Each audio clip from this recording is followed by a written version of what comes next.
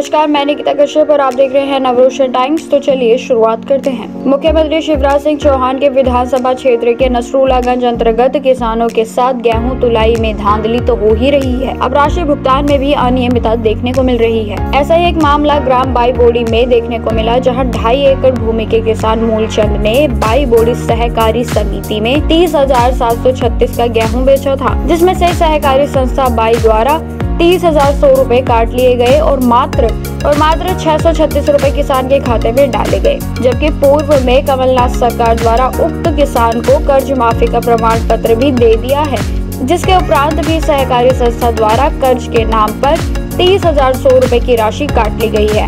अब देखा जाए तो 636 रुपए में वह अपने परिवार का भरण पोषण कैसे करेगा, यह एक बड़ा सवाल है। वहीं गरीब किसान को शासन की योजनाओं का लाभ भी नहीं मिल रहा है, न शौचालय का लाभ दिया, न आवास का, और हद तो तब हो गई जब बीपीएल कार्ड से भी उसका नाम हटा दिया गया, जिससे वह राशन लेकर अपने परिवार का भरण पोषण करता था।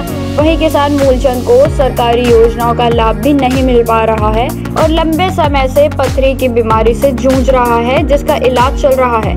ऐसे में किसान की कर्ज माफी के बाद भी राशि काटना कहां तक जायज है। क्या नाम है आपका? मूलचंद। क्या हुआ ये आपके साथ? मेरे साथ यह है, मैं गेहूँ तुलवाने गया था सोसाइटी में बाई बोड़ी, उसने मेरा पेमेंट पूरा काट लिया और मतलब 636 रुपया मेरे खाते में आया। तो मैं क्या करूँ कि मतलब भाड़ा को दूँ कि मेरा पालन पोषण करूँ।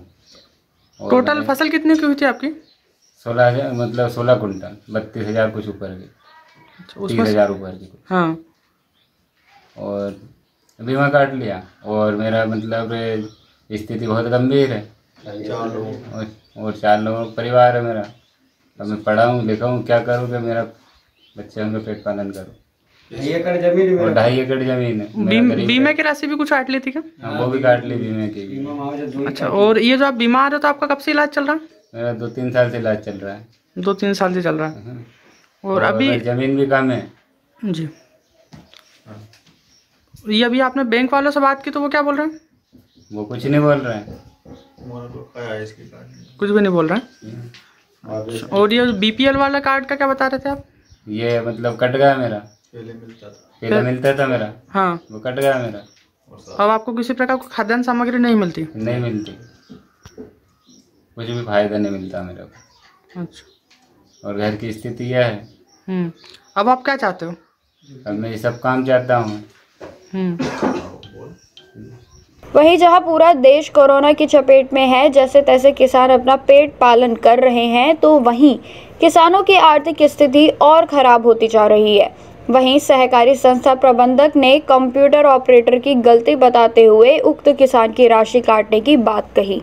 वहीं किसान नेता भगवान सिंह मीणा ने सरकार से आग्रह किया कि किसानों से जो जबरदस्ती ऋण वसूली हो रही है उसे तुरंत बंद किया जाए, नहीं तो किसान संघ द्वारा आंदोलन किया जाएगा। क्या नाम है आपका? भगवान मीणा, किसान नेता। वर्तमान में जो सहकारी संस्थाओं के माध्यम से गेहूं की खरीदी चल रही है, इसमें जो संस्था है वो जो किसान है जिन्होंने पहले कर्जा ले रखा था, जो कर्ज माफी में जिनका नाम आया था कि इनका कर्ज माफ होगा, उन सभी से अभी जो गेहूं की फसल के पैसे है उसमें से कर्ज काटा जा रहा है और वो कर्ज बिना सहमति के काटा जा रहा है। जब इस समय देश में कोरोना काल चल रहा है और किसान सरकार से उम्मीद लगाया हुआ था कि सरकार कुछ आर्थिक सहायता किसानों को देगी, उस समय मध्य प्रदेश सरकार द्वारा ऐसे कर्ज वसूली करना जबरदस्ती, ये बहुत गलत है। और दूसरी बात यह है कि जब सरकार की योजना चल रही है कर्ज माफी की और अभी तक वर्तमान में 1 लाख रुपए तक के किसानों के कर्ज माफ हो चुके हैं, के आदेश जारी कर चुके हैं, तो उसमें मूलचंद जी जिनका अभी 636 रुपए का ही केवल पैसा उनको दिया गया 30,000 में से काट के, तो ये तो निश्चित तौर पे बहुत गलत हो रहा है। अब ये किसान जिसके पास 636 रुपये आए, ये घर कैसे चलाएगा और उसकी दयनीय हालत वैसे ही बहुत खराब है। तो इस कंडीशन में बड़ा सवाल उठता है सरकार के ऊपर। तो और जो राशन कार्ड और जो खाद्यान्न सामग्री वाला बता रहे थे उसका क्या मामला है? किसान से बात हुई थी हमारी, तो उस किसान ने कहा था कि वो बीपीएल कार्ड धारक है और उसको वर्तमान में जो सरकार की ओर से राशन जो मिलना था वो भी नहीं मिला।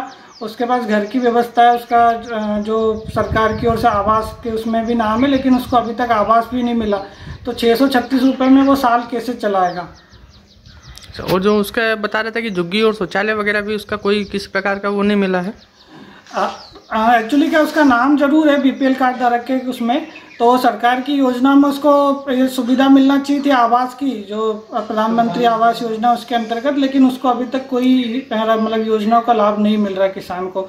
और सबसे बड़ी बात है कि ये जो समस्या है वो केवल मूलचंद किसान की नहीं है, पूरे मध्य प्रदेश में जिन किसानों ने लोन ले रखा था पहले उन सबके कर्ज काटे जा रहा है। इधर सरकार से कृषि मंत्री जी बोल रहे हैं कि केवल 2019 में जो कर्ज लिया है उन्हीं किसानों का काटा जा रहा है, लेकिन अगर मूलचंद जी की बात करें तो इन्होंने 2017 में कर्ज लिया था, 2019 में तो इन्होंने कर्ज माफ़ी का फॉर्म भी भरा था।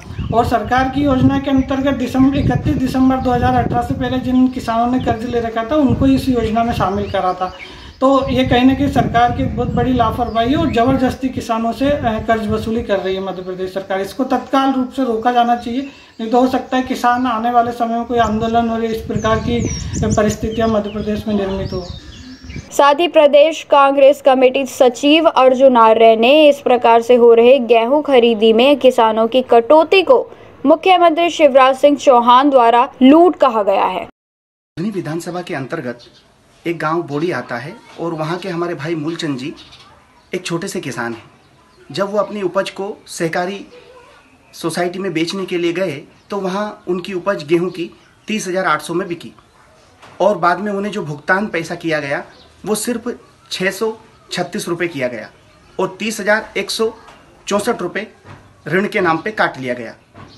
अब मैं प्रदेश के मुख्यमंत्री जी से पूछना चाहता हूं कि कोरोना जैसी ऐसी विकट स्थिति में जब सब लोग घर पर हैं और किसान भी इस विपरीत परिस्थिति में दिन रात काम करता है 24 घंटे, अब वो 636 रुपये में कैसे अपने घर का अपने बच्चों का पालन करेगा और कैसे खेती की व्यवस्था करेगा।